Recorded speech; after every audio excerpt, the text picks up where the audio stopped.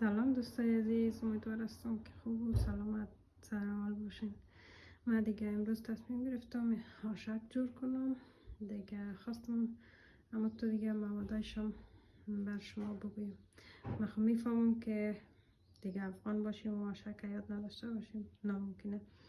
ولی بازم خب کسایی که مثلا تازه آشپزی میکنن، یعنی از آشپزی چیزی قدر نمیدانن، خواستم دیگه کمی تشریف بدم.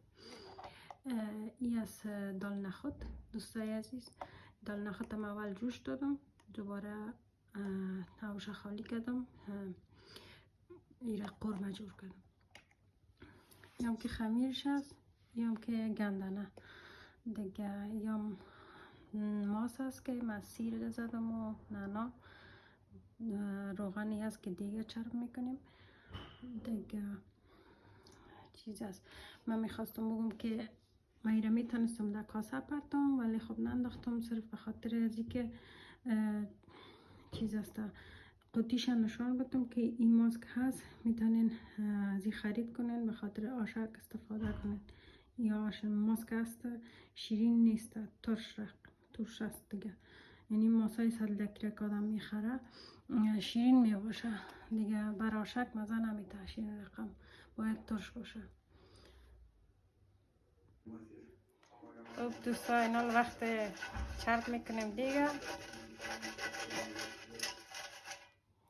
اما قدر که فقط نچسبه دیگه آشک. خب بیرام برش میزنیم.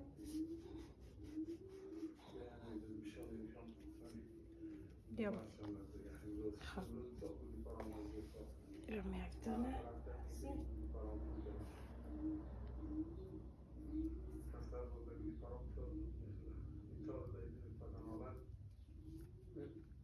اینم از آشک.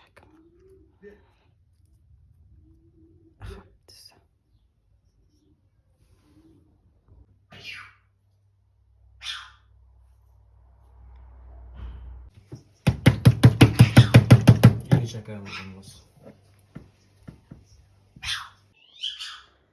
خب دوستا این هم آخر کار دیگه. هر کس که جور کرد نوشک جانش دیگه. از ما آشک ما تیار است.